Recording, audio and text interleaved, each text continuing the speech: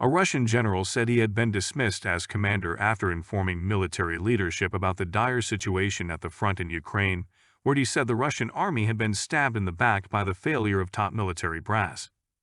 After the June 24 uprising by Wagner mercenaries, the biggest domestic challenge to the Russian state in decades, President Vladimir Putin has so far kept Defense Minister Sergei Shoigu and Chief of the General Staff Valery Gerasimov in their jobs. Major General Ivan Popov, who commanded the 58th Combined Army, said in a ballot message published by Russian MP Andrei Gurulyov that he had been dismissed after telling top brass the truth about the situation at the front. Ukrainian soldiers were unable to break through our lines at the front, but our senior chiefs attacked us from behind, savagely beheading soldiers at the most difficult and intense moment, Popov said.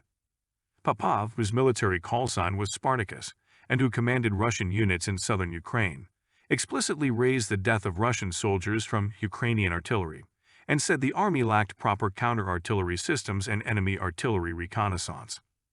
There was no immediate comment from the Ministry of Defense, and Reuters was unable to independently verify the authenticity of the voice messages.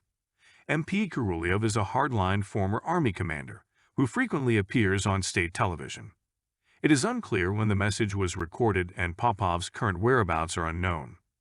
The Ministry of Defense has not said anything about his dismissal. Such public criticism of Russia's military leadership from a battle-hardened general less than 3 weeks since the Wagner uprising, if true, would demonstrate the continued discontent within the Russian army as it fights Europe's biggest ground war since the Second World War. President Vladimir Putin, Russia's most important leader since 1999, said the uprising risked plunging Russia into civil war, and compared it to the revolutionary upheavals of 1917. The Kremlin has been trying to project calm, but Russian officials and diplomats have told Reuters that the full ramifications of the uprising, which Wagner leader Yevgeny Prigozhin said was only aimed at resolving issues with Shoigu and Gerasimov, still had to be done. Neither Prigozhin nor General Sergei Surovikin, deputy commander of Russia's military operations in Ukraine, have been seen in public since the day of the uprising. Prigozhin for months publicly insulted Putin's most senior military men, using a variety of expletives and prison slang that shocked Russian officials but was not answered publicly by Putin, Shoigu, or Gerasimov. Popov said he faced a defining moment when he told army chiefs the truth. There are difficult situations with senior bosses where it is necessary to be silent and be a coward or tell it as it is, said Popov. He did not say when he filed the complaint, "I have no right to lie on your behalf, on behalf of my fallen comrades in arms, so I outline all the issues at hand." In 2017, the official newspaper of the Russian Armed Forces published a profile of Popov. It is said he previously served in Russia's war against separatists in Chechnya and in the 2008 war in Georgia. Telegram channels connected to the Wagner mercenaries said that Popov had increased the need to rotate exhausted troops from the front with Gerasimov.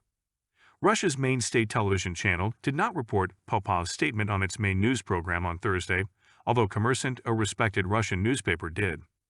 Bloggers of the war in Russia are divided between those who say Popov's remarks are open defiance and those who say Popov was not a rebel, but simply a respected general at odds with the top. "This is a dangerous precedent," said Igor Durkin, a former Federal Security Service officer who helped Russia annex Crimea in 2014 and later organized pro-Russian militias in eastern Ukraine. Popov said his future was now uncertain. "Senior leaders apparently sensed some kind of danger from me and quickly concocted an order from the Minister of Defense in just one day and removed me," he said. "I'm waiting for my fate."